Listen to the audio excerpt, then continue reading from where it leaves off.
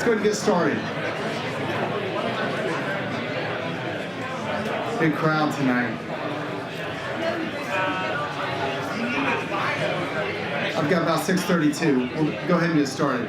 So I want to welcome you all to the RTP Open Source All Things Open Meetup. Thank you all. How many are here for the first time? A lot of you. Very good. Thank you all for being here. Truly appreciate it. Is there a reverb? Are you guys hearing some reverberation or no? No? Okay, good. All right. Sounds good. So my name's Todd Lewis. I'm with All Things Open. I created the event. We're, I guess, the official host of this meetup. We created it 6, 7, 8 years ago. But thank you. If you're here for the first time, we truly appreciate it. Really, very, very much appreciate it, especially with the weather. I know the weather's not the greatest. I think it rained. Is it still raining outside? It was earlier today. I know traffic's not that great either. But thank you all for making it through all that. We very much appreciate that. Those of you that have joined us before, thanks for coming back. You know that we have a tendency to thank you a lot. So I'm not going to break tradition at all by not thanking you nearly enough while you're here. So thank you again. We understand. I have family. We all are in business. We try to make a living in addition to family. So there are a lot of other places that you could be, but you've decided to be with us, and we're greatly, greatly appreciative of that. We do have a code of conduct, so while you're here, just be nice to your neighbor. Talk to people, but just be nice. That's what it comes down to. Treat other people the way you want to be treated yourself, and we found that's the best way to explain our code of conduct.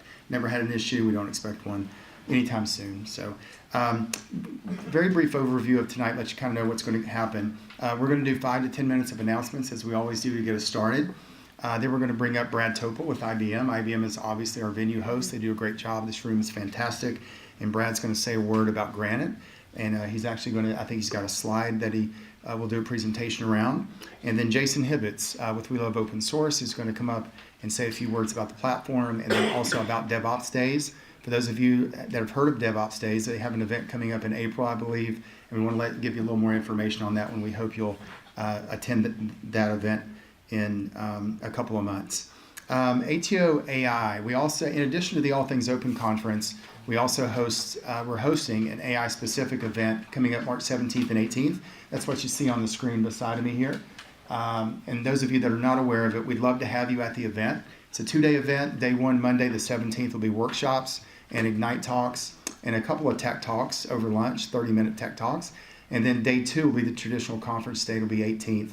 On the 18th, we'll do morning keynotes, and then we'll do 30-minute sessions across 3 tracks, and then we'll throw in some Ignite talks on the 18th as well. So we certainly hope that you can make that event. If you go to the allthingsopen.org website or this URL, which is allthingsopen.ai, you will find this content. So we certainly hope that you can make it.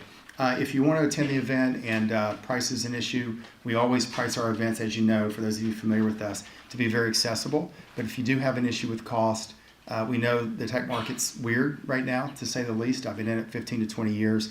I've never seen a job situation quite like it is now. So if you really, really want to go, and if price is an issue, by all means, just reach out to us and let us know. We'll do our best to help you out. Let's see, tonight we've got John Willis is our speaker. John, thank you for being here. I know John, I think, drove up from the Atlanta area, so you've traveled a distance to be here. He's a legend in the DevOps space, co-author of the DevOps Handbook. Those of you maybe not familiar with that, that's one of still considered a classic. It's widely read, widely purchased. Still, a lot of people still buy that book and read that book. But I think we've got about 50 copies of that book that John will be signing after tonight's meetup. So by all means, stay around. And actually, that's what's in the suitcase. You might see Mark Hinkle opening the suitcase. No one's going to jump out of there, I promise. It's only books. Only books. But John's going to sign about 50 copies. We also have swag here tonight. Do we have any swag left on the back table? For those of you maybe not familiar with... XL shirts and 2 XL shirts. Okay, very good. So XL shirts and 2 XL shirts still left. By all means, grab a shirt. They're free. Any of our first-timers, we always prioritize first-timers. So if you're here for the first time and you've never gotten an All Things Open shirt, by all means, grab one before you leave. No hats, I guess. I'm assuming we don't have any hats left. We'll have a few more at the end. Okay, very good. We'll have a few hats left at the end, and I think we've got a few stickers left as well. So you come to the meetup, not only do you get food and beverages, but you get swag as well. I love a good t-shirt. We spend the extra money on our t-shirts. They're nice and soft. They're ones you'll actually wear. Also, I did want to just kind of give you a heads up. Way too much information, TMI, right? as people say, but I had oral surgery this week, and I was strongly advised not to. You can probably tell by swelling, maybe you can't, I don't know. But anyway, if I get off track, if I start to meander, I'm on pain meds. Just kind of want to give you a heads up. If I say something that doesn't make a lot of sense, that's my excuse, okay? I told my doctor, I'm going to go ahead and stick it out and do this and try not to mess it up too bad. So anyway, I appreciate ahead of time your all's patience and everything like that. Just kind of wanted to give you that heads up for what that's worth. Hopefully it won't be worth anything because we won't run into the ditch, but in case we do, you know why. Okay, so our next meetups, for those of you that are members of our meetup page, you've actually joined our meetup. By all means, if you haven't, how many here are members of the meetup group? Okay, so that means a lot of you are not. Would you do me a huge favor? If you're not, go to meetup.com, go to our meetup group, and join our meetup group. We're almost at 5,000 members. Totally, I'm maybe this a little selfish, but I've always wanted to hit 5,000 members of the meetup. I've just thought it's a nice round number. A lot of people told us it would never be done. It was not even possible. But I think we're within 100 and some of getting to 5,000. So anything you could do to help us get to that number would be great. Our next meetups, obviously we have the AI event you can see on the screen that March 17th and 18th. And then our meetup after that will be April the 22nd, and that's already posted on our meetup page. And that's our partnership with Riot. That's an event called Developer Day, where we will actually host our own track. It'll be 4 developer-focused talks, and that will take place during the day. That April won't be an evening meetup, it'll be during the day, but it'll be Tuesday, April 22nd, and that's in partnership with Riot. And then on Tuesday, May the 6th, we'll be at Fidelity Investments. And I know Justin Ratcliffe is here with Fidelity, and they have graciously agreed to host us. We've done, I think, 2 meetups on site at Fidelity so far. I believe this will be our 3rd. So join us in May, on Tuesday, May 6th at Fidelity Investments. They've got a great space, and we look forward to that as well. I've already encouraged you to join our meetup group, the fact that we want to hit 5,000. Let's see, Brad, you want to come on up? Yeah, come on up. By the way, we are live streaming tonight to our YouTube channel, so to anybody joining us out there, thank you for tuning in. We let everybody we have about 6,300 subscribers on YouTube, so we've let them know, so I'm sure some people are watching. We're also recording tonight, so we're going to try to get the recording of this meetup out maybe by the end of the week or soon after, maybe within a week or two, so be on the lookout for that too. And we always send out show notes post-meetup, so any of the links or any event that you hear referenced here, we try to put it in our show notes, and then we'll message you through Meetup to include those links after this event. So if you're here and you hear something that's of interest, but you miss it, you don't write it down, you might don't note it on your phone, etc. Just know that we'll send it to you post-event. Okay. Okay. With all that said, Brad, thank you very much for being such a good partner. And thank you, Tom. Person too, so. Oh, thank you. Thank you, Sada. Hi, everyone. So I'm Brad Topol. I'm IBM's Distinguished Engineer and Director of Open Technologies, and it is my pleasure to welcome you all to this event. Hopefully you all enjoyed the pizza. It looks like it's been totally demolished. There's a wonderful crowd. We are so fortunate to have All Things Open in Raleigh, right? We have this premier conference that's incredibly affordable, that gets world-class speakers every year. And that's one of the reasons, IBM's an open source company, all our products are based on open source. And it means so much for us to be able to partner with All Things Open. And so, if you haven't attended it, we highly encourage you to attend it. You're just gonna have a fabulous time, great value for the money. And then of course, as Todd mentioned now, he's expanding to the All Things Open AI in Durham. So cool to have in Raleigh a conference just focused on AI. And you'll see us there. One of the things we'll have there is Granite workshops. And so you might be thinking to yourself, what is Granite? Granite is IBM's family of open source based large language models with an Apache 2 license. And it's really, really cool what we offer. It has, sizes really small from, the 500 million parameters to the really big ones that are 34 billion parameters and everything in between. But it's a family of open source models. And the ones that have been really popular that differentiate as the time series. We've had some big clients in the finance space that really love the time series. We did some hackathons. And so we're getting really good results with it. It's all open source. There are versions of it that, like our 8 billion dense model, which is pretty strong model, pretty big, but it'll still run on your laptop.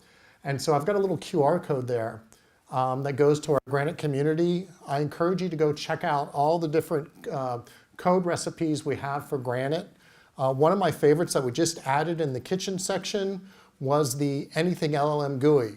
And in that one, it shows you how to take our Granite 8B or 8 billion model, run it on your laptop in a Llama, and then it's got a nice chat window through Anything LLM.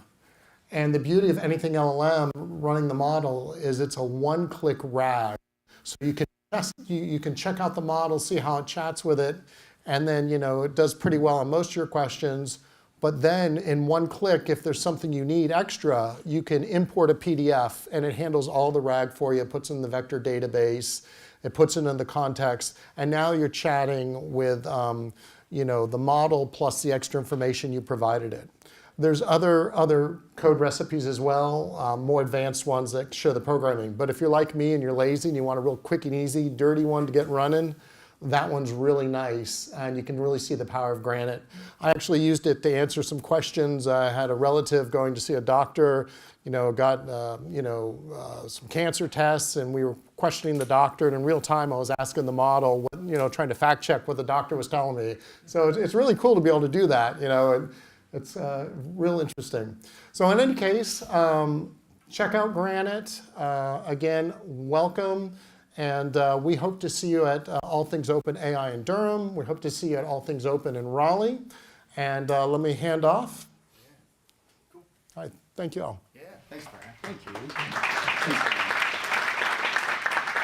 IBM has been a partner with us for almost a decade now. I think it's actually been more than a decade. So thank you all very, very much for that. And plus, this is such a nice venue. We truly appreciate that as well. Jason Hibbets, come on up. Jason heads up our We Love Open Source platform, and I think he's going to say a few words about DevOps Days also. Yeah. Thank you, Todd. Got my tech support to help me out. Welcome here, everyone, on this cold, rainy night in Raleigh. I'm Jason Hibbets. I'm the managing editor for We Love Open Source. But first, I want to tell you about DevOps Days Raleigh. I'm a volunteer for that organization. Their next event is on April 16th through the 17th. And if you use, I want this QR code here. This will give you 50% off of DevOps Days. If you don't have time to get it now, I'll leave it up here for a few minutes. Shane is here. Shane, he's the one with the service animal. He'll have the QR code on his screen as well, and you can talk to Shane about DevOps Days Raleigh coming up here in April. And if you need the code, it's ATO50. ATO50. Since Brad mentioned the Granite model, I just want to mention on We Love Open Source. We Love Open Source is the All Things Open educational hub and blog. We are looking for writers, authors, bloggers. Featured today is an article on building a GenAI agent using Granite. So you can go home and check that out at your leisure. Add us to your everyday list of sites to check out. And as I said, we're always looking for contributors. So if you're an author or blogger, come talk to me tonight. Or if you're on the live stream, go to allthingsopen.org/articles, and you'll hopefully be able to find a way to connect with us. Thank you all.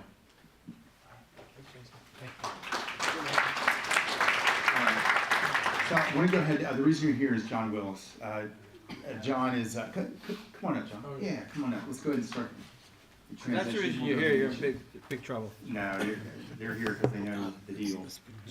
Thank you all again. John, we've known John and worked with John for more than a decade, actually about 15 years. Does a great job speaking. He spoke at All Things Open this past fall in Raleigh. Mark, do you want to come up and say a few words about John? Come on. Oh, no. Come on. Oh, no. Mark, for those of you that don't know, runs the AI Meetup group here in the RDU. And Mark's been friends with John for a long time, and I worked very closely with Mark. And we are co-producing the AI event as well. So it's actually a joint effort.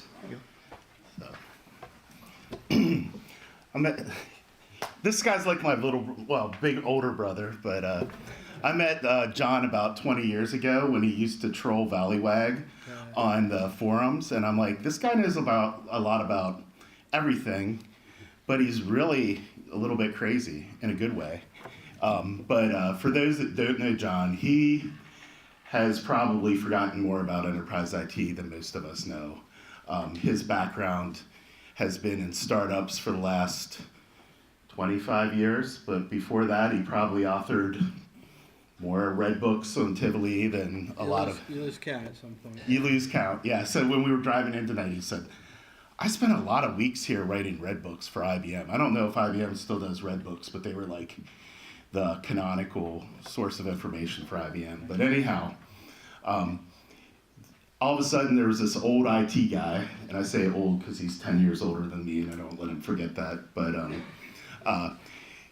he spent time at Exxon, did a lot of big IT stuff, still calls it assembler, and wrote assembly language, and he started doing startups. So he's sort of like the canary in the coal mine. Whenever something new happens, he's the guy that tells you about it. So he came back from Ghent about 15 years ago.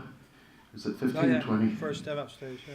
And he says, there's this new thing, DevOps. You really got to get in behind it. I'm like, DevOps, that sounds stupid. That's horrible branding. But as we all know today, we all probably know what DevOps is. But anyhow, John for last year has been really getting deep into AI, and we've been collaborating and talking, and his stories tonight are great. So if he tells you about his new book and he has early sign up for it. It's really, really good.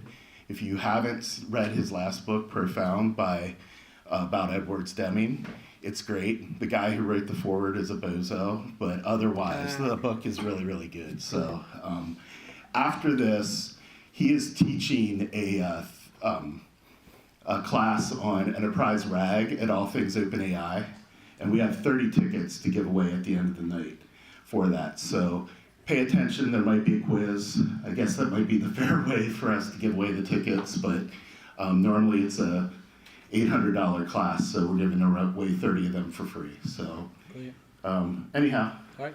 here you go, buddy. Thanks, man. Hey, Ron. Funny thing about Mark is my last book, I sent it to him, and I sent it to him like at 3 in the afternoon. At 6 in the evening, I'm eating dinner, and he's already like halfway done with the book. And he tells me, he goes, I'm really pissed. And I'm like, why? He goes, I really wanted to make fun of you. I was hoping it would be a bad book, and I can't do that. So that was kind of cool. So, and he wrote the foreword. It was pretty good. Yeah, I'll tell you a little about my background and all. I'm sort of fusing. So this presentation is interesting. I heard I had a big crowd. I heard I had a little more time than I normally get. And so what I tried to do is take a number of presentations I've been doing over the last 6 months and a lot that I'm going to move forward this year. So it's sort of a kitchen sink of a lot of different things that are happening in AI from my perspective. So, you know, and to, you know, to be clear, I'm not sort of a deep neural network person. I observe technologies, I work with CIOs, I spend a lot of time trying to figure out how these affect the enterprise.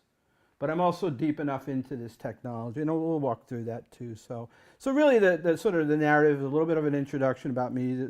I think that one of the things that you'll see, there's that book called Rebels of Reason. I'm hoping to have galley copies ready for the All Things Open AI.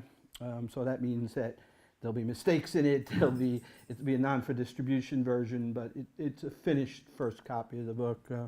Just to give you a heads up, my last book, the day I thought it was finished, it took another 8 months to get it on Amazon. You know, and that was not because Amazon, because of the review process and the network that you build. And I can, you know, at some point, like writing books is a really interesting sort of narrative. So I'm going to talk about the history and why the history of AI is just incredibly important. And I had this thing that was happening. I was like, I need to tell people what the history means for us as we go through this.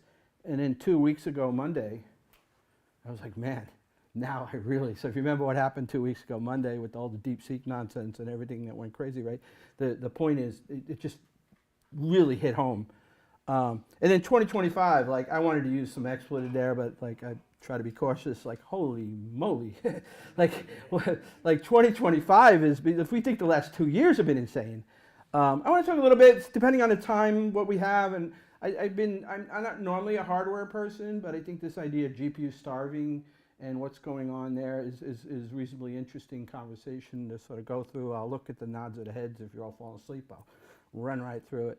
But I'm hoping people are really interested in what software engineering means, what it meant 2 years ago when we got Copilot, what it meant last year when we got this thing called Devin, you know, like I'm going to sort of explore that and tell you what I think about this, the tools I've used. And then I have this last thing, which is, we'll talk about, I call it the Dear CIO. We wrote a paper on this, probably not going to become a book, but it's an interesting narrative that I'll sort of walk you through. And then if we have time, I'll tell you what I plan for the epilogue for my new book. So, so I've done a lot of stuff. You know, as Mark had said, this place brings back memories. I go back all the way to Network Service Division, working as a consultant, the Tivoli portfolio, I mean, NetView. So if any of those things make sense to you, I spent a lot of time in this campus. I've done a lot of things. I probably have built 10 companies. I always say it, you know, my gravestone should say he won a little more than he lost, because I've had some terrible crashes and some stories. There's a book I have that I told my wife, you know, put a kill switch when I die. You can publish it because it like calls out VCs and everybody. But I've done a lot of stuff. If you know Chef, I was like the first adult in it, Chef. I sold the company to Docker. I'm considered one of the founders of DevOps. And then you know, I did a 3-year executive stint working for basically Jim Whitehurst at Red Hat. So he hired an executive team. There's 4 of us, and that was pretty interesting. And then over the last year, one of my clients, probably the only client I have right now, because I'm focusing a lot on writing, but is MongoDB, and I focus on their vector database, the Atlas Vector Search. And that's why I kind of know a lot about vector databases. These are my books. If you go there, there's a portfolio. Probably the most well-known is DevOps Handbook, but I did write a Beyond the Phoenix project with Gene Kim. Investments Unlimited is about internal audit and DevSecOps. It's a really small book, but it's and you can get it for like $2.90. They sell it now for like some ridiculously low price. We have a couple, but not that many. And then my 10-year journey was this book about this famous engineer, most famous industrial engineer called Dr. Deming. And Deming basically, if you like want to know the short version of it, you get from Deming to Toyota to Lean to Agile to DevOps because of this person. I have a thing about AI, the CIO, so I've created a newsletter where I'm trying to literally constantly say, Dear CIO, don't, you know, and I'll talk more about that near the end, but I'm really worried right now that there's a lot of organizations that the pattern is, and we wrote a paper on this, is that CEOs are hiring chief AI officers. Chief AI officers are coming from like CMU or Stanford, which no problem with that. They're hiring a bunch of their students, and they know nothing about hardening systems, or they think installing, you know, basically they think installing Kubernetes is literally just hit a couple of buttons. And there's some real dangers in what can happen to these, and they're already happening in these enterprises because they don't know what they don't know. And so I've been covering that. And just last but not least, this is a second to last shameless plug.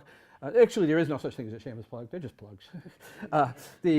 I like writing books so much, and I looked through these sort of reasoning models. The guy I write a lot of books with has been writing professional books for like 15 years now. We realized that most people I meet, they tell me, they write a book and they're like, I'll never do that again. That was terrible. I love it. And the problem is the process is broken. So we're really exploring about like all these people I know that have stories that always tell me they want to write a book. You know, we're going to use the AI, we're going to use these things, these processes that this gentleman has built. So anyway, if that's something, if you got a book in you, give me a holler. We're looking for people to be our guinea pigs. Last but not least, this is told, I'm going to be giving out my latest book called Rebels of Reason at, again, Galley copy. So, the history. So I can tell you a little about this book I wrote. It's kind of interesting how it started. So I like a Michael Lewis-like version story. I mean, I won't say I'm as good or whether you hate Michael Lewis or not, but I like that Bill Bryson or Michael Lewis version, the Moneyballs, you know, like. And I usually create 2 target readers. One is my mother-in-law, knows nothing about technology. And in the Deming book, it was basically an operations research expert. And the goal for me is to have them both enjoy and learn something from the book. And I did that in my Deming book. My sort of crowning achievement was I was able to explain Schrodinger's cat to a physicist who liked the way I told it, and my mother-in-law understood it, right? So now I get the same problem here in this AI book, right? I need to tell the history of AI, where I need to basically sort of explain what a CNN does, an example of it is, so my mother-in-law gets it, a combinatorial neural network, and an expert in AI would say, yeah, that was great, John. So what I've done is I've done a fair amount, like 22 books I've read over the last year and a half on the history of AI. and like some of these amazing books, and I'll talk about some of them and some of the people that are involved in this. But it all started in 1943, right? So I had some so this is a paper basically about two guys that literally figured out that basically what a neural network was. They didn't have any computers or anything, but they literally figured out you could use calculus functions based on Boolean logic to literally emulate brain. Right? So this is really important. By the way, the Turing test paper, I forget the exact name of the paper, really points to this. Von Neumann, in his first architecture design, what is the modern architecture for computers, basically points to this paper. He doesn't give him credit, but he points to this paper. Right, so yeah, this is a really important paper. And so what I was thinking about is a lot about benchmarks lately. I know I'm sort of bouncing around a little bit. I mean, benchmarks are really interesting. Like, they're misleading, they can be gamed, I mean, all that stuff. But I think they tell an unbelievable narrative, and it fits really the history. So the first thing is, you know, like I said, 1943, we have this first neural network paper. No computers, just a lot of math. The calculus of the brain, basically. And then 55 years later, in 1998, see where the blue line starts right there. We have this thing called MNIST by John LeCun. So John LeCun is considered one of the godfathers of AI, right? And he basically does the first really commercial implementation of a neural network, right? And what he does is it's the post office and NCR for reading checks. They analyze like 70,000 handwritten numbers 0 through 9. And they literally build a model, at this point not a deep neural network, but a neural network to recognize numbers. And they call it the MNIST database. And it's usually training 101 for learning how to build a model. At the same time, there's a woman that builds Dragon Systems, Janet Baker. And if you know that story, so I have a really killer chapter on the history of Siri. Right, like a story that like I don't think anybody's ever told. It starts with Janet Baker, it turns into Belgium crooks, it turns into all this stuff, you know, even Steve Jobs bouncing into somebody's office and telling them I demand to put that on that. Right? So you got that, and then by the way, for the IBMers, right, like you know, before that sort of blue line, you had the Deep Blue Kasparov, and that's an expert system. So there's two narratives going here on the history, right? Again, this becomes really important too, which is some would call it symbolic or expert systems, or some would call it sub-symbolic or neural networks. So there's two arcs happening in the history, and they're both rising tides, low tide. And the reason this is interesting now is like, okay, if you're about to fall asleep, what you're seeing now is these sort of neuro-symbolic discussions. DeepMind had this alpha geometry where they realized they could use, let's just call them expert systems instead of like symbolic systems, to solve some hard geometry problems. You needed expert systems combined with neural networks. So you're seeing a lot more of this, this sort of combination of the expert system and the sort of what we would consider a neural network. But you sort of go along, and then how many people have heard of AlexNet? A couple, yeah. So this is really important. This is incredibly important here. Because basically AlexNet is another sort of, there's a group, but let's just say Geoffrey Hinton, another person who's considered one of the godfathers of AI, he winds up going to Google, creates Google Brain, does a bunch of stuff. But one of the things they do is they actually come up with an algorithm. It's the first one where they actually use GPUs, commodity hardware, and tons of data. So the thing that really was lacking until you got to basically 2012, which was there wasn't the high-powered compute commodity, unless you were sort of, you know, some lab in New Mexico or something like that. There wasn't a whole lot of data. So there's this beautiful nexus between the right amount, the sort of Goldilocks zone of the right amount of data. The algorithms have been waiting to scream at us to do things, and then all of a sudden you have ability to, and there's a great story about the gentleman who had to go over, this is in Canada, they have to sneak over the border a bunch of NVIDIA GPUs. And then, you know, in 2016, we have the AlphaGo story. Dennis Hassabis, another Nobel Prize winner who is the founder of DeepMind, right? This is a gentleman, this is where the story gets really interesting too to me. I mean, you know, I like stories about people. Dennis Hassabis, at 3 years old, beats his dad in chess. At 11, he's a chess master. At 16, he's at a chess tournament and realizes we're wasting our brain power. Why aren't we trying to cure cancer? Last year, he wins the Nobel Prize for protein folding, fold, right? Which is the start of that discussion, right? They're just amazing people. Like, I like the Michael Lewis version. I think, what I'm trying to say to you tonight, if you don't like sort of like having fun reading stories about these incredible humans and the things they do, human, good or bad, there's great value in just understanding the history of all this. Because when you get to the reasoning models that came out the last couple of weeks, the reasoning models that came out the last couple of weeks, you like understanding the history and how like DeepSeek is using these hybrids of neural and symbolic, how like a lot of that stuff becomes really important. Certainly 2018 GPT-1, right? And then BERT, and then you got your ChatGPT, and then the sort of the birth. Now here's the thing reason I picked this chart, which is because at 2022 it seems to go, right? It goes vertical, right? It's going straight up, right? But it went nuts. If you go back to all right, so we had from to 55 years till we get to the first paper. We got another, 70 years till we get to ChatGPT or Copilot. And then, literally at the point of June 24 last year, in general, the top models that were out there could do reasoning on a reasoning benchmark at about 60% and coding benchmark at 70%. Right? That's 6 months ago. And now what you're looking at is reasoning models that are sitting high at 77% and the coding at 98%. I mean, humans have never been that good. What's happening in 6 months is, again, I would say we'll talk about what happened in 2020, just this year.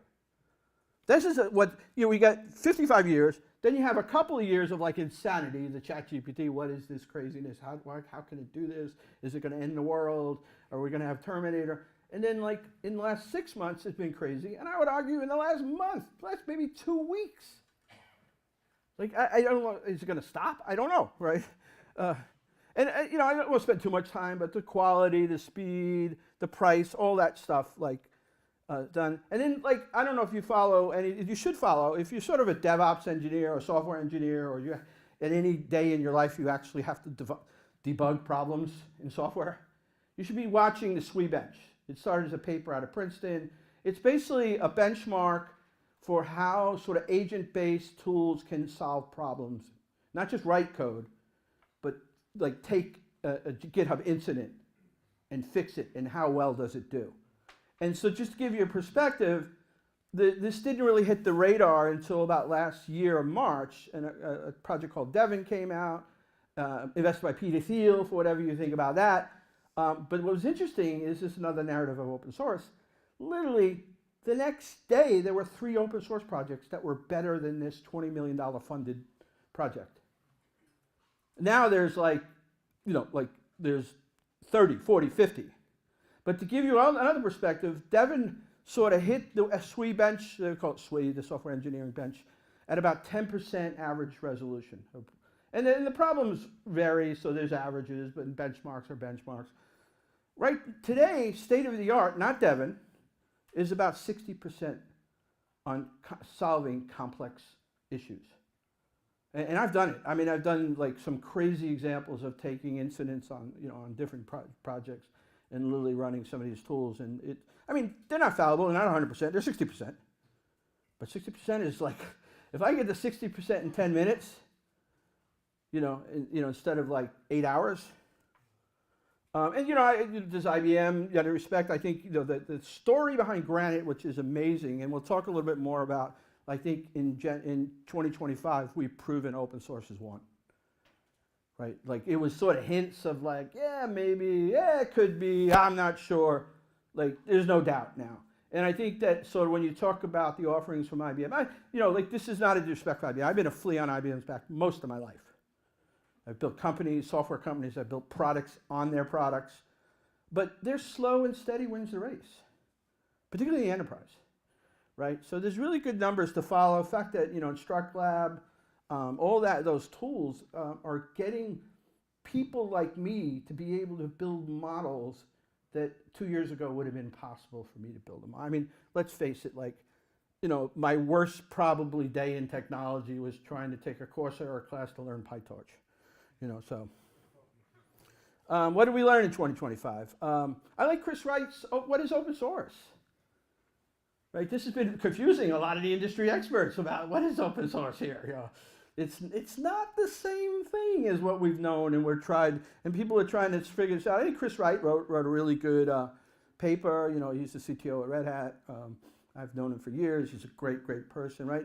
And if you look at the TLDR, right, you know, I don't think he got 100% right, but, you know, and then again, kudos to Granite, right, which is, it's got to be open source licensed. It's got to have a reasonable license. Like, that means all the things, what you can do with it. But it's the weights. So when people talk about an open source project, if you're not providing what the weights they use to build a model, it's not open. And then, like, there's the data. And then there's the scaffolding. I mean, there's just a lot of stuff. And I tried to compile from everybody who's talking about it. There's no one, in my opinion, canonical source right now describes it, but like licensing, the data, the curation of data. Like if we go back to how many people were following DeepSeek and then they found out like that after the next day you couldn't ask it about Tiananmen Square. Oh yeah, they can't really answer that question. So the curation is pretty important. In fact, the more you curate the data, what we find is, again, these are the experts that I listen to, that it actually gets easier to jailbreak the more you put in the model to stop it from telling things, right? Model architecture and design, I need to know that. I need to know what was the architecture. Not just the weights, but the layers. I mean, there's a lot of complexities in building a model that just saying, here's the weights is not enough. Community and governance, deployment optimization. How do you deploy the technology? You know, the thing about last Monday, the whole DeepSeek, you know, I hope you're on the page with me, 2 Mondays ago. Actually, was it 3? I don't know, whatever it was. It was insanity. It was one of the most insane days in my 40+ years in this industry. The markets were crashing. People were telling people to go to chat.deepseek.com, which was a SaaS in Hangzhou, China, that literally in the license agreement, it told you what it was going to collect. It was not hardened. Even if they weren't being bad actors, everybody who signed up got pwned. I mean, it was, that day was, and CISOs, respected CISOs that I know, were like telling people, you know, go try the API. If you don't like that, go grab the model and run it. Well, by the way, the data in the model can jailbreak out too. So it was a crazy day, you know, and so, but people also were saying, well, oh, you know, OpenAI is out of business, Google's out of business. Yeah, like, I've been doing infrastructure my whole life. You don't build a Google or Microsoft or an IBM infrastructure in a week, a month, a year, 5 years, right? And the only reason OpenAI is competing is because the investment they got was to run on Azure. So they've been running on an infrastructure that's been rock solid for all of us for 25 years. So there's just a lot of things that, like, you don't necessarily get where you start making silly statements like, oh, this is going to put everybody out of business. Model evolution, right? Like what happened in 2025. Like, if you've been following, like, you know, starting with sort of the 01, the OpenAI 01, the 03, then you had this, the R1, which was the ZSeek, which used some really interesting ways to do stuff, and we'll talk about that. And then, you know, I've been following the Quen models, which are a lot of the DeepSeek. These are Chinese models as well, that are, you know. And here's the thing, you might have heard of quantization. So with quantization, so the thing that we learned most from DeepSeek, one is that you can do a lot of this open source. If you throw millions and millions of people at a problem, it actually can get solved. If you create scarcity, like, you know, economic inhibitors to getting GPUs, you might actually get the reverse effects. Smart people figure it out. But the other thing we found out is we've been lazy, right? We just buy like these like expensive GPUs that use all floating point 32s. And what quantization does at either the hardware level or at the software level, it allows you to basically say, well, you know what? That computation can be an integer on a CPU. That computation can be a float 16 instead of float 32. And like what we found out with DeepSeek, it matters. Now the numbers that they provided, how much it cost, that was all nonsense. That was lies. But the point was, and so I don't care about that. Well, $6 million. They were hoarding GPUs for years. You know, But the real story of that was, the big story that we've been reading about quantization. We don't know what Anthropic or Google or how they build their models. And now all of a sudden we found a model that is comparable to O1.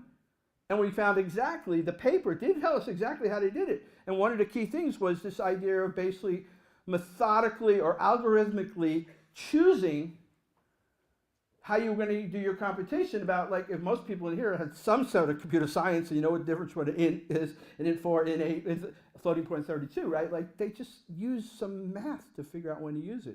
And they call that in the paper distillation, but it was efficiency optimization, if you've heard of mixture of experts. The theory was that OpenAI uses mixture of experts across the board. They don't just use one model. But again, DeepSeek told us in open source, pretty much excluded in the paper, that not only did they use mixture of experts, small language models, large language models, they chose some that were basically floating point 16, some that were 30. I mean, it was just a lot of, like, how you really want to build these things is have a lot of different intelligence, a sort of an LLM gateway to figure out where to go. That was all in the paper. So we went from theory of how we might think OpenAI is running, or somebody who left there kind of gave us over a couple of drinks how it might work, to like a paper that showed us this is probably how they did it. And then the whole reinforcement layers. I'm doing shout outs to IBM. So Arthur Samuel was really sort of the first person. He was an IBMer that came up with reinforcement. He created the first sort of checkers program in AI. And then the benchmarks. I talked about I showed the benchmarks. I think the two benchmarks that are really interesting is the ones that sort of show emergent behavior, or what they call out of distribution behavior. That means it wasn't in the model, but the model figured out how to do it. And the sort of GPQA is sort of a graduate level. So if you had a graduate degree in some sort of science, what is the human capability of solving like a Google-like search problem to answer it versus an AI tool? And so you saw some of those benchmarks on the GPI going up to 70%, right? So it means you have a graduate level knowledge, they throw a graduate level, like you might have a PhD or a master's in chemistry, but they'll ask you a master's question in biology. How well does a benchmark do that versus a human? And then the ARC one is the ARC is just the opposite. These are normal tasks. How good does it? And actually, those are the harder to get the benchmark. It's the normal, simple things, right? So anyway, so how many people have heard about the new OpenAI Deep Research? This stuff is like, I don't know, man. You know, I try not to get surprised too often. I've been doing this 45 years. This is like insane stuff. You know, and then Google has the deep research, and you know, and then the DeepSeek has. So you can build these things on your own, but it's a lot of work, right? So just if you have not followed Reuben Cohen, like you should be following. He goes by the RUV. He's got a GIST out there. I'm not going to go through it. I'm trying to allocate my time properly, but he's just building stuff that's ridiculously insane using deep research.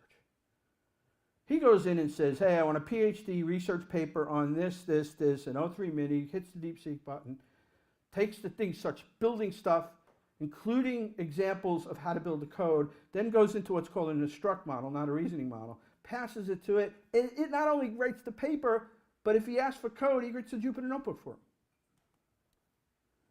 So I did something recently. There was a paper that came out. I always get sort of frustrated about this AI and coding. Again, I've been coding my life. I've been doing coding. I invented DevOps. There's a DEV part of it. Not invented. I literally was one of the person who brought it to America, basically. You know, so like I have empathy for coders. Like I understand there is some beauty and magic in architecture and design and those things. But this nonsense that like AI creates terrible code, it's nonsense, folks. Well, I just showed you the benchmarks. Or now this latest paper, this is another meme that comes out, is we've studied 211 million lines of code. And then we looked at the last 3 months before agentic processes came around and told you why waterfall coding is terrible. They don't say that, but like their paper does. So I'm looking at the paper and I'm like, here we go again, another paper that's going to tell us based on older data. And older data these days is like last month, but like this is data that is like 2023 of Copilot stuff. And I knew it was going to be wrong. I knew it was going to have some fallacies. So what I did is I bring up DeepSeek. I gave it I said, read this paper. Because when I would have wasted an hour reading a paper I knew that was wrong, just to be able to respond to it, because I wouldn't respond to it and say it was wrong unless I read the paper. I have some integrity. But I figured, okay, let me read it. I believe now enough that these models can read and interpret papers. I do this all the time, just to realize whether I should read it or not first. And then I asked it this question about, hey, I think the logic is flawed, blah, blah. And it literally came back in 10 seconds. So my overall wall time for this thing was less than a minute. From the prompt took more time than it did to answer the question. And it said that, that in a agentic program, you can build TDD and BDD and risk controls into the loop, which is how a human would code. So just, humans typically, if they do waterfall, God bless you, but if, that's not the way we do things now. And so to compare that model is ridiculous. So quickly, on the GPU, if you haven't been following the GPU starving, on average, a high percentage, almost 2/3 of, or 30%, a third of the organizations surveyed by weights and biases, which is one of the better surveys for weights and biases, are basically using less than 15% of their GPUs. So they're paying millions of dollars for these cards. And in general, because of memory, connectivity, all those things, they're literally completely starving and underutilizing it. So I think it's worth, if you're an enterprise, to realize or ask the question, even if you're going to stick with NVIDIA, which you don't have to, that there are a bunch of APIs in there that you can do things like vGPUs or GPU slicing. You can, if you don't measure it, you don't even know. So people aren't even turning on the monitoring. They're spending, $30 million of GPU farms in their enterprise, and they're not even monitoring them. And then there's alternatives. Again, I'll go to the hardware quick, but I use TensTorrent. TensTorrent, they talk about doing what a sort of a NVIDIA GPU can do for 2,000 instead of 200,000. Right? They're new. You get Grok, and then again, there are options of the deep learning models from AWS Lambda are not GPUs, but there's a great paper on how you can use Lambda in an interesting way to put trained data in S3. So again, there's a lot of alternatives where you don't just have to go out and follow the tribe of just buying GPUs. All right, this is the more interesting conversation. So back in June 23, this guy called Swig, I've met him a couple of times. He runs a lot of the hackathons. He wrote this paper. This is one of those ones why didn't I think of that? I would be incredibly famous. He wrote The Rise of the AI Engineer. And it's a great blog article. It's out there. And he's a really smart kid, and it's been fun to sort of get to know him. And I've been to some of his hackathons. But then my good friend, Patrick Dewar, is sort of my co-author. I always say he's the godfather of DevOps. I'm this consigliere. He's been really creating this idea about AI native development. So you should literally go out and look at what he's talking about. I'm going to go swath through it really quick. But this idea of this is sort of how many people in this room would consider him a software engineer? I would hope all hands, but yeah, no, it was pretty good. Pretty good. That's right. We need to, this is stuff that, we got to start grinding. You can't just make an opinion, in my opinion, to say, no, I won't use it because it's terrible. And I don't say go all in. But if you're not using a scientific mindset of this working or not, you're doing a disservice to yourself, you're doing a disservice to your career, and a disservice to whoever you work for. The agentic tools or agent tools, right? Some of the ones, again, if this is all new to you, you can sort of, we'll have a video of this and build like Lane Graph, probably out of the box from LaneChain is probably the easiest one to get started. I like Crew. I do some tutorials with Crew and Lane Graph. Crew is another sort of agent-based, again, I can set that in motion, that thing where I don't just say, give me this. I say, you know what, go ahead and do this, but check for this, do this. And this is where I can build in test-driven development. I can do all that stuff in these things. AutoGen's another one. I haven't really played with OpenAI Operator. And then, sort of, again, want to thank, I forgot to do this, Todd, Mark Hinkle, and all the IBM for inviting me here. So it's pretty awesome. So Watson Orchestrate. But this is where it gets really cool. These are the debugging tools, right? These are the ones that solve these hard, wicked problems. So Microsoft's had GitHub, not Copilot workspaces. So you literally use this thing. It was in beta forever. Now it's a tech preview. It's buggy, but you grab an issue in GitHub, it analyzes it, tells you understands the code base in the repo, literally gives you a bunch of stuff. Says, I think it's doing this, it's this, and then it sort of takes the issue and says, I think Do you want to go to the next phase? Yes. I think this is how you should solve the problem. Do you want to concede? Yes. And then it creates the actual changes with the diffs. And then if you say yes, it actually does a pull request. Again, you get to decide along the way. In fact, you get the augment. You're like, ooh, it missed this. Like you can, like right there in the GUI, change it.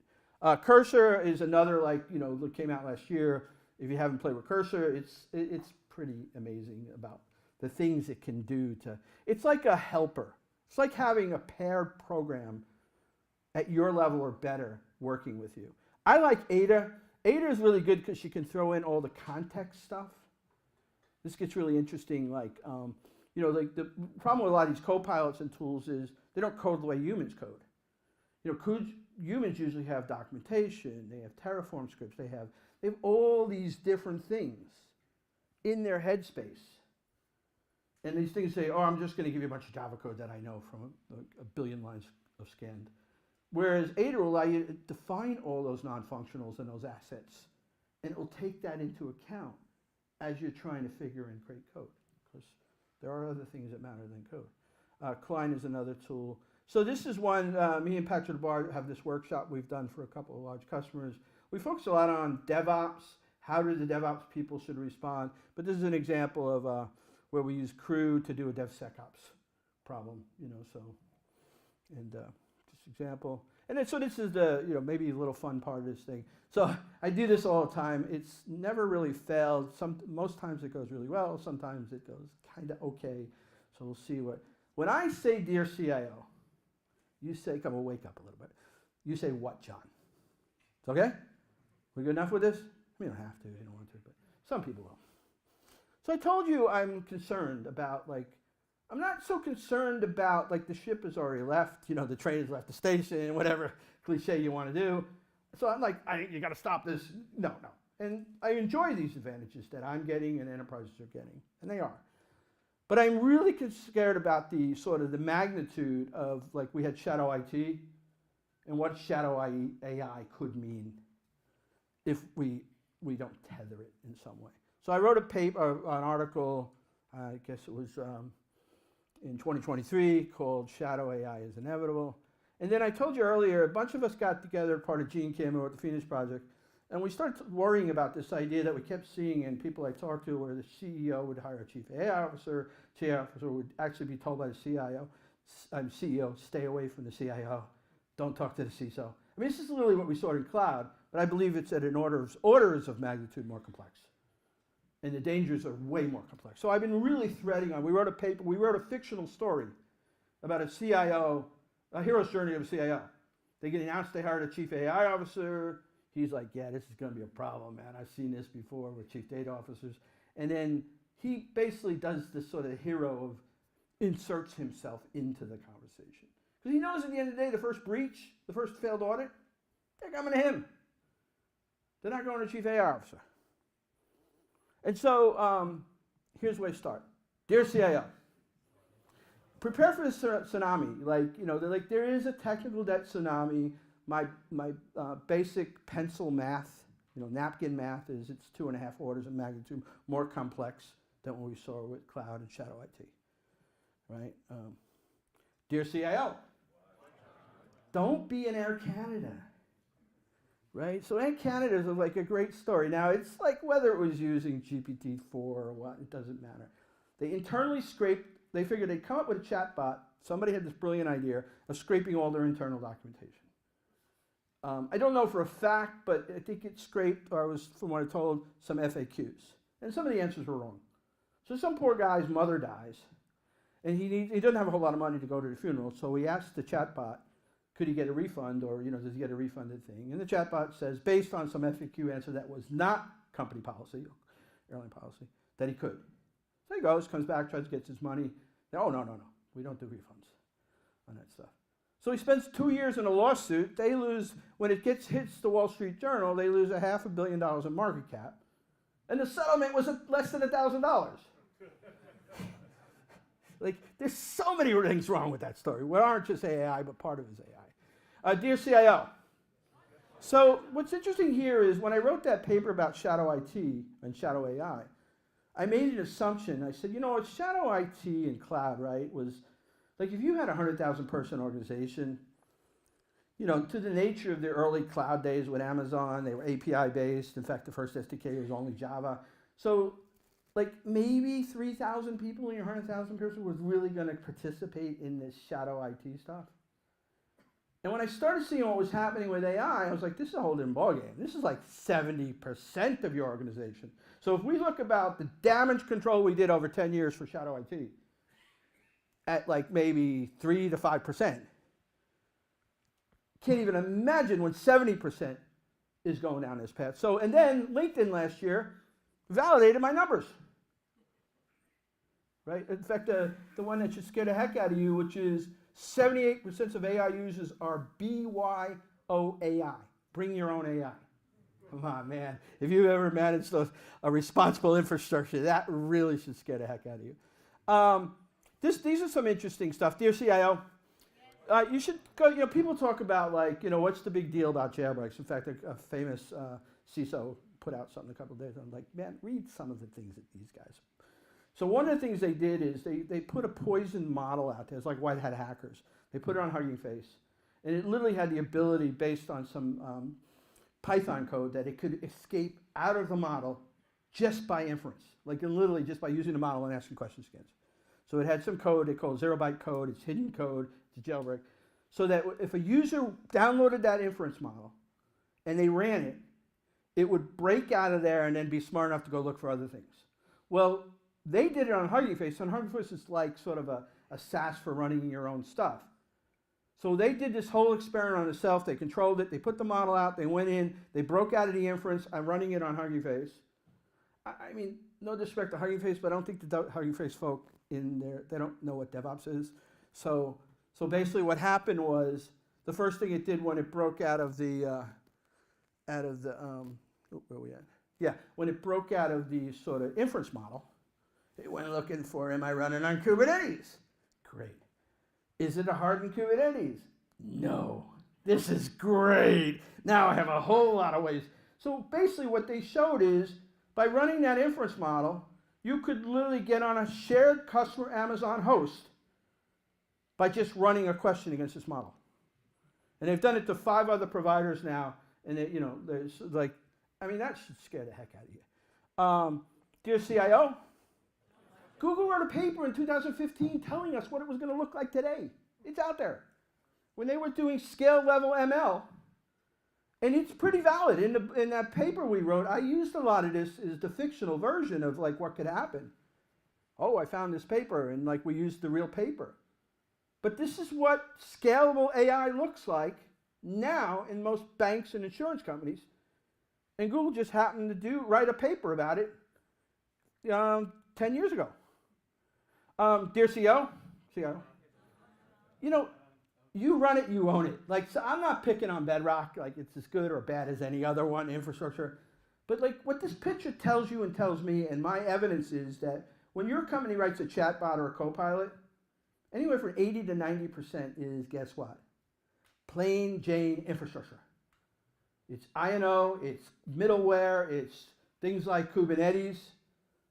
So like if we're just thinking that all we have to do is worry about this sort of AI solution, and we're thinking that all that stuff is different from what we've classically been doing pretty well in the DevOps era, like we're in for big trouble.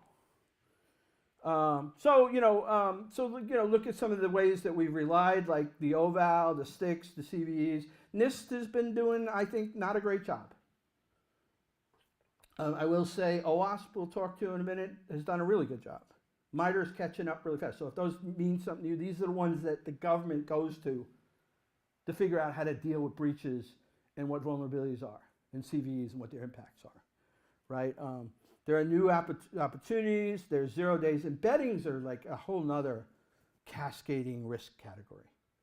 If I know that you built your own model, and I know what embedding you used, and used an open source embedding, these are just highly dimensional vectors.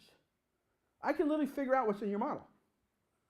So if for some reason I know that you use a certain embedding model, I know how your highly dimensional space is, the vector, either your RAG or even your model, I can reverse engineer a lot of your model just by knowing what embedding you used. This is a whole new domain. You don't have to answer my dear CEO, but dear CEO, pay attention to what's going on. I'm not telling you to stop. And those new Stanford grads, they don't know that these are problems. So the April 11th paper is fantastic. There's an older one that's not as good. They go detailed, they integrate with MITRE. I mean, it will tell you state of the art. And here's the sort of top 10 LLMs. Again, you'll learn a lot about vulnerabilities by just reading this paper. The other thing I would say is, I don't have the links to it, but if you send me some information, I'll send. I track the bug bounties for AI. That tells me really where, like the more money they're paying, that's the real things as a CIO I need to make sure my organization is worrying about. Epilogue, all right, I'm at 43, still a couple of minutes. So how many people have heard of John Alspar? Nobody. Oh, one. All right. He's been a mentor. I mean, he's most famous for telling the first story about like sort of scalable DevOps. It's called the 10 deploys a day at Etsy, Flickr, I'm sorry, where like everybody was, I was in the room, it was like, you can't do that, it will ruin humankind, you can't deploy that often, right? So, but he's been into like a lot of sort of cognitive science, behavior science, adaptive capacity. And when I told him I was writing the book, he was like, you need to talk to my mentor because he's going to want to talk to you. And it really started me on this journey about this idea of what I'm calling the philosophy of AI. And this is like crazy land stuff. I'll be done in a few minutes. But if this is something you're interested in, I really started doing some research on what would we do if we started thinking, like how could we like get our handle on this stuff? And I don't care about AGI. I mean, I do I don't worry about AGI, right? Like, is our system's going to beat us? Is there going to be a turn? Like, it's a nonsensical debate, in my opinion. What I do care is, do we understand the science and philosophy? And a good friend of mine said to me, to sort of understand science, you need to understand the philosophy of science. Anybody in this room disagrees with that? If you do, leave. But what we're not saying is to understand AI, you need to understand the philosophy of AI. And I know this is heady, but no scientist would disagree with that last statement. In a sense, we're supposed to be sciences, the often computer science, which never really is, but we are. So then, we start thinking about the historical argument. And this works really well for my book, by the way. but the point being that, the historical arguments are what is the history here? How can we, you can't understand science if you don't know what Archimedes did, right? There's certain, if you don't understand this, Francis Bacon, that's a philosopher, but the scientific method. We need to have that. I know I'm getting heady and this guy's going nuts. But we also understand the epistemological argument, right? Which is, and I'll go through this really quick, we need to really think about the science version of what AI is. Let's not just have these arguments, whether ASI or AGI or your AGI. No, I'm not, it ain't gonna, the world's gonna end. No, it's not, The historical context. What is intelligence? Let's start with the fundamentals. What is intelligence? In that book of 20, there's a couple of really good books there that really explore what the science over the last 200-300 years, you could go back to Aristotle, Plato. Can machines think? It's an interesting question. It's not an AGI, is the world going to end or are we going to have Terminator? But a nice science debate on the philosophy of AI makes it worthwhile, and this is the part. So how many people know who this guy, and I wouldn't expect anybody to know who this is. So this is the most interesting character in my book. His name is Walter Pitts, right? And I have a lot of stories about guys, but nobody's more spectacular than this guy.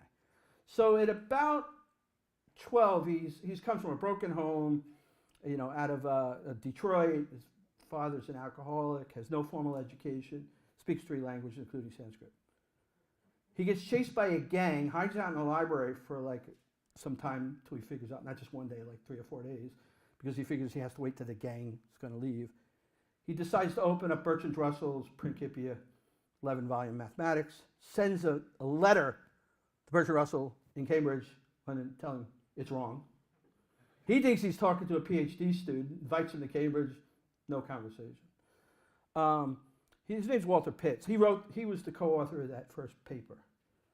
Turns out this guy probably, if you do your homework on this guy, so he literally becomes an important part of sort of cybernetics, all these things that are incredibly important. And you know, like in the end, he was so brilliant, but he was also hung out with like Jack Kerouac-like characters. They drank alcohol in the 50s. Oh my God, you know, they actually, you know, had parties and listened to jazz, right? Like this, like terrible, terrible stuff, right? The point is, so here's the punchline of the whole thing. At the end of the day, he's one of the, like, people who know who he is know he might have been one of the most important 20th century scientists, not just in America but in the world. And there's an argument to be made, and people have made it, but they don't know what to do with him because he's kind of a terrible person. So they basically give him an associate's degree. That should just make somebody laugh, right? You know, some of the things about philosophy, understanding where these things came from. You know, Turing. I spent a lot of time on Turing. I have 2 chapters on Turing. You know, a lot of, and then again, Walter Pitts is this amazing human. This is an interesting story too. I haven't, probably nobody's heard of Norbert Wiener, sorry, cybernetics.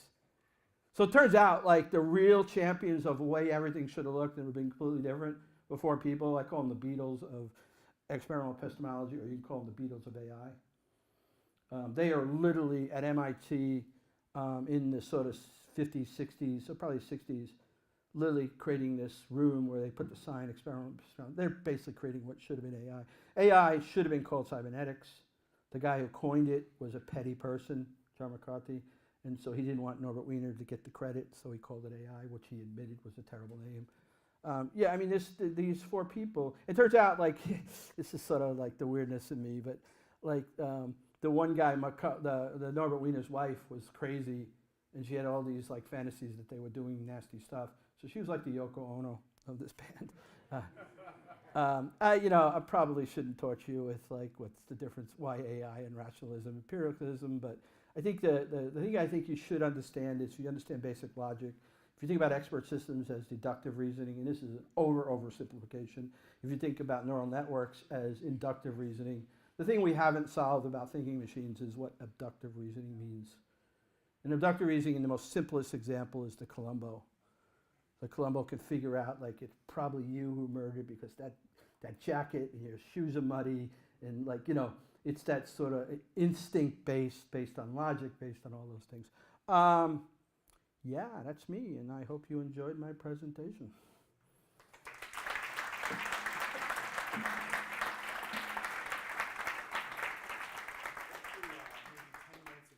Sure. So I think we have a, Nathan, do we have a microphone to sort of pass around out there, or So, should we pass this one around? yeah, give me one and do that. Oh, okay. Oh, there's actually one here. Yeah. Okay, good. There's one as well. Okay. So I will say I only have about, Turn that on. right, so I know about AI, but I can't turn the microphone on, so. What do I need? Oh, there we go. Okay. So, yeah. There we go. I only have about a total of 50 books, and there's a lot of people here. So I will say this, the people who ask good questions, you get first crack at the book. Anyone with a question for John? Yeah. Okay. Good. And then I think you're next over there. Hopefully I'm trying to.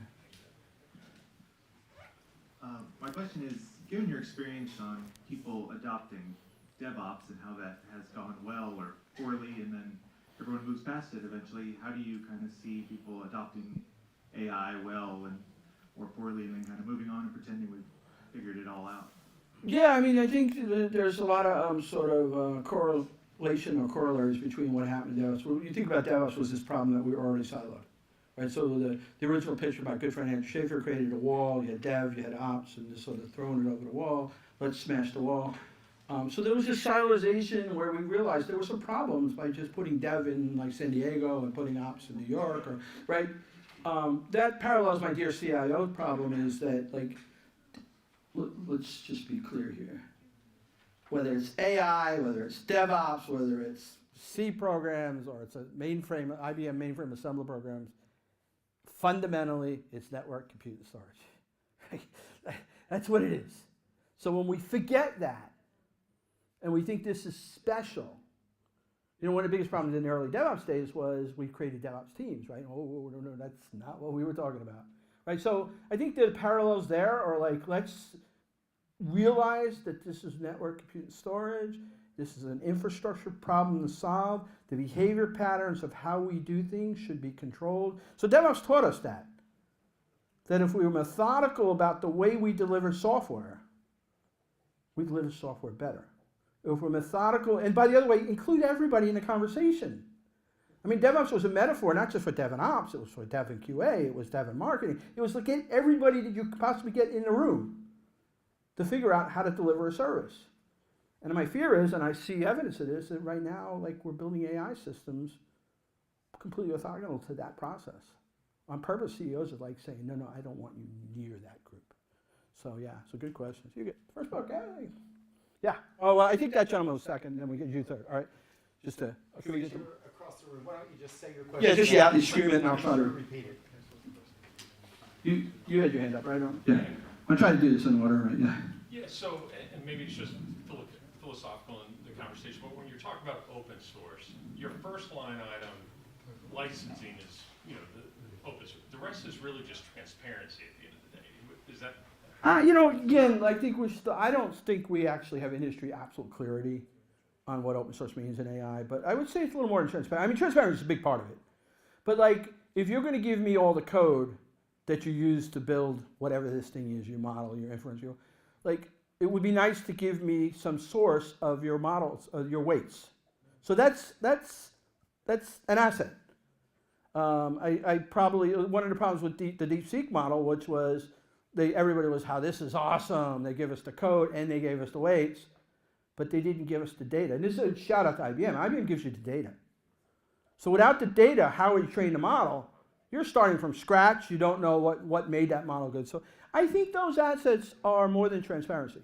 But I don't have a sort of clear definition. And I don't think the industry, and somebody can correct me if I'm wrong, has done a great job of clarifying. Because I think even the infrastructure, in the classic open source, we sort of default to transparency by looking at a GitHub project, and we can see the Terraform and the sort of scripts and all the things that build it and the Docker files and all that stuff. And so that gives us sort of some sense, but that is more transparent. But like, I want all those things. How do you build a scalable implementation of this model? Like, don't just, you figure it out. A good question. So if you want a book, just line up to you. Let's go like into a certain sense of order. We got you, and then you back there. All right, go ahead. And then you'll be next. Right Yeah, here? you. Okay. So you mentioned about Pitt's no formal education, training himself. Started as a selfish question for myself, but then I thought about my kids. So thinking about where we're at, the massive explosion you mentioned at the beginning. What kinds of education, training, things for the next generation do you see? Yeah, so this is a good question for me to ask. I one time, I don't know if you know, Sidney Decker is one of the more prolific safety. He does like safety analysis, critical complexes. Be sure to repeat the question back. Oh yeah, so the question about it, what kind of education should we tell our kids, the short version, right?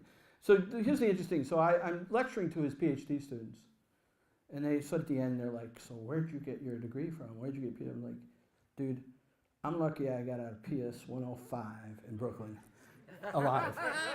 So I don't have a formal education. Now my kids, my oldest son went to Georgia Tech, got electrical engineering, like that was going to happen no matter what. And my youngest son's going to supply chain, he's not really into math. I think math, like I think, right now, it's like math is like statistics, but math, I mean, like I just think, there's sort of the Asimov, like I can get real meta here, but like if you talk about the Foundation trilogy where it turns out the Sodal guy is the only guy who can run the computers, I think the math people are going to have these advantages that we don't. Like even Reuben Cohen is like a math guru, right? So, and who's the guy I say everybody should follow. So I think just hard math. And if they don't like math, then like statistics, maybe a lighter weight version of that. Yeah. So in regards to responsible AI, that we've gotten oversimplified into the can we versus the should we. Do you feel the should we, responsible AI governance, is growing at a commensurate rate with the can we, or is it being woefully left behind? Well, I mean, just, not to, I'm a fan of Google in a lot of different ways, but they just literally changed their sort of do no harm for AI, like last week, right? So, yeah, I have a chapter. I'm actually going to take it out because I'm like, I want to have 40 chapters, and I just wound up 41, and I just think there's something about numbers. So I had a chapter called Stop Killer Robots, and I'm going to publish that as a supplementary. But I talk about this whole Stop Killer Robots, the history of it, where it started. You know, even Elon Musk, wherever you fall on him, he's a big part of that. It's the Wild West right now. You know, it's like worrying about AGI. I mean, this is an important thing to worry about, responsible AI. I think explainable AI is a really interesting. So if you start following that thread, you get more sort of pay dirt out of the, like, who's trying to be better at explainable AI. I think graph RAG is an interesting way to think about that, not the whole solution. So just give you some threads to go on. But it's a really good question. All right, so we had, hold on there. Who was somebody here that was next back there? So I'm losing count. I think, let's say it was you. And then we'll get you and you. All right. As enterprises start adopting AI models, now it's a little bit of a scaling of the wall for enterprises. But once they adopt it, what happens 3-4 years later in terms of the equivalent of AI tech debt? Like all these models, as they decay in age, what's going to happen? Yeah, I mean, again, that's the way you have to look at this problem, right? Like, you know, oh, I'm sorry, yeah. So the question about, like, as we build all this AI stuff in the enterprise, what about the tech debt? That's why I talk about the tech tsunami, right? But, like, the way you need to think about this is, you know, so this, I'm glad you asked this, because this is interesting. I interviewed a CIO late last year from a healthcare company. And, you know, he said, you know, really younger guy, really bright, I think has a great future. But he said to me that, he said, you know, the way I think about AI is not an ROI based. You know, everybody's screaming at me like, we got to make money, this is do or die. He said, the way I think about it, and you know if it's 3 years, 5 years, or 10 years. But he said, I think of it in two things. It's talent transformation and innovation transformation. And so the beauty of that thinking is he's got all sorts of developers. He's got new kids coming out of college. He's got 30-year-old Java developers, right? And he needs to get them all on the same plane from the way they think about innovation, and so that's his talent transformation. So I think the executives that are thinking less about the short wins and how they get an organization to change, to adapt to a new way of thinking, and right at the end of the day, if there's still people like screaming and hollering about, like, I can't use that nonsense cruise stuff or Copilot, then maybe they're not in the right place. But like what I want as a CIO, I want my like 30-year-old Java. I don't want to get rid of my 30-year Java programmers. I want to be right in the thick of this. But I want them in the thick of using these tools, understanding what innovation looks like. We got somebody over here. You got to remind me who it was. It was you, I think. I think it was you, right? Mine's like a 1.5 part. The first, like, kind of softball one is, where do you think AI is on the hype curve? Oh, it's like, there's no chart to chart it. No, I mean, but that's the problem, right? Like, step back. I mean, the reality is, it's incredible reality. You know, that paper I analyzed with the deep research, that's reality. I've coded more, so I started my career as an IBM mainframe assembler coder, right? Which was such a gift to me because I can code any kind of code. Like if you've written like, you know, millions of lines of IBM mainframe assembler code, like there is no language. And then at one point I did Prolog and, you know, like, so like, you know, but the point is that I've coded more in the last 2 years than I probably coded, except my first 5 years in the industry, I've not coded. It is so easy for me to prototype examples of ideas, and I'm fearless now. So that's not hype. That's reality. The hype is the people that are swathing either anti or it's going to do the pontificators are talking about, like Ethan Mollick, like I'm going to beat him. I'm going to beat his book, you know, with my book. You know, and like he's a good guy, he's in academia, but like he swats all these things about like just sort of like nonsensy stuff. Like, you know, like write the code, run the code, do the code. Don't just like build a model. You know, so yeah, so there it's both, right? You know, so I think there was somebody over here. Let's go with you. I think.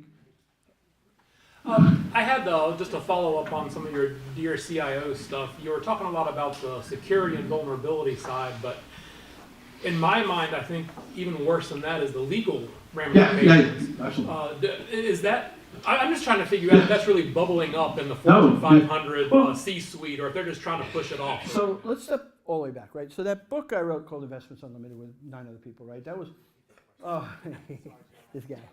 And he's staying at Mark's house with me tonight. So this is no, I love Todd. Yeah, so the question is, like, I talked about, like, sort of vulnerabilities and risk and sort of, but what about legal? And then there's other things, right? I think what's interesting is I wrote that book called Investments Unlimited about sort of audit, internal audit, how we can build pipelines to create immutable evidence, attestations, and all that stuff. And I think, you know, when I think about like what we're doing and sort of like how do we, here's the thing, right? Like when you get old, you start forgetting. Like that's like an interruption. Like I forgot what I was going to say.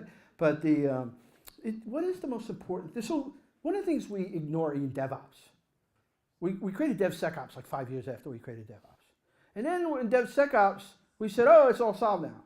But what we didn't do, you know, I always tell people, IT sec is not IT risk. Like, let that sink in. Because IT risk is basically your internal audit. In the banking industry, it's 3 lines of defense. And there's a second line that actually protects, is the liaison between the owner, which is usually a technical person, and the person who's going to do the internal audit, which is the third line. And people in most organizations are like, those people are terrible. They waste like 6 weeks out of our year. And it's just, I have to lie to them. But and it turns out, I'm telling you, I spent times in large banks and like you can't imagine the lies the first lines make up, right? There's banks that have grabbed a bunch of the IT pipe-hitting technical people to put them in second line because they don't trust. I know banks that have like 70 people in second line that shouldn't be there because they don't trust what the first line says. But like, what is the point of all that? It's to make sure that you don't lose Equifax $5 billion market cap in one day. It's protect the brand. We never use that comment. We never say those words in IT. So yes, and like if you look at Adobe, like follow some of their presentations at Gene's conference, they talk about bringing legal in, risk. They have a really good, this is the way they're sort of manifesting a systemic way to do AI.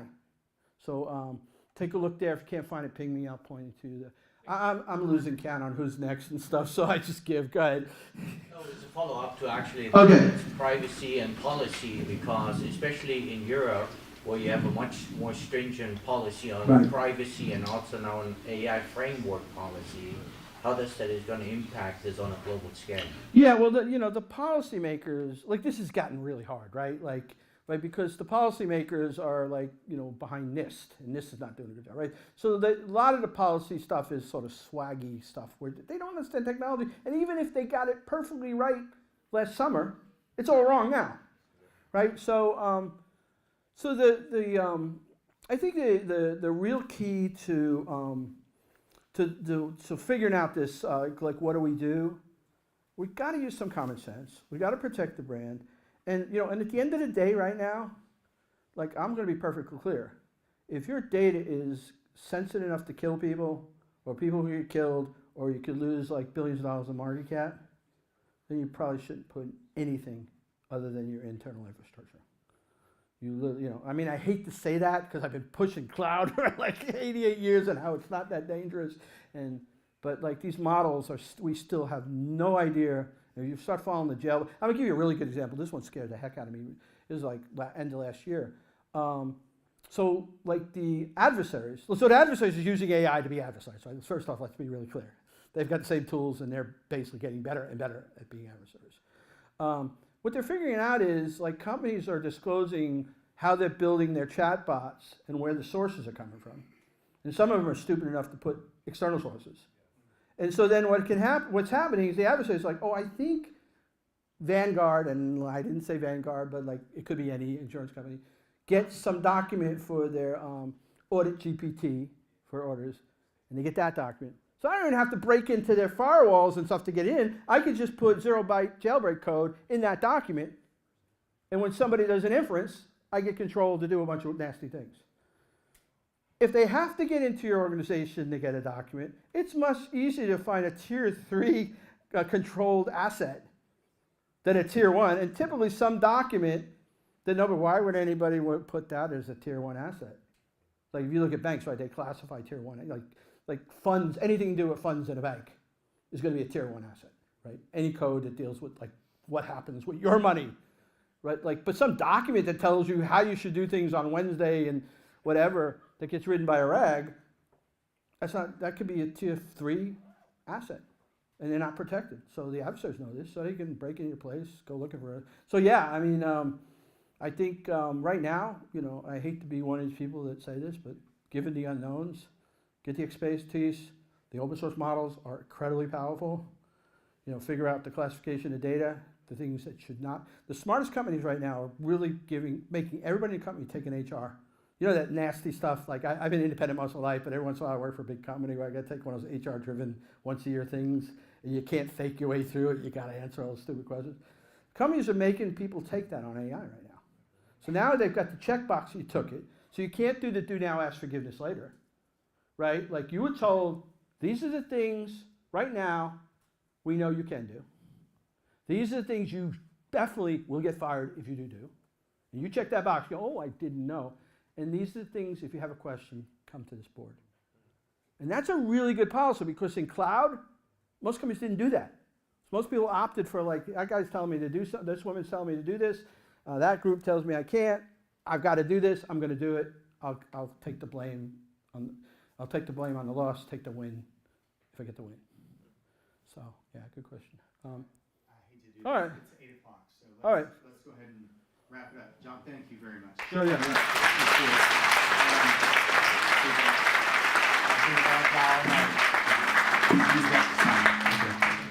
So John is going to sign copies of his book. I think we've got his book over here on the table. If you're interested, by all means, if you ask a question. Yeah, do the honor system. If you ask a question, just come up first. You certainly get a book. And then if you just want a book and you didn't ask a question, by all means, still, I would encourage you to get in line. Give us just a minute before you leave. Mark, you've actually got some free passes to give away, I think.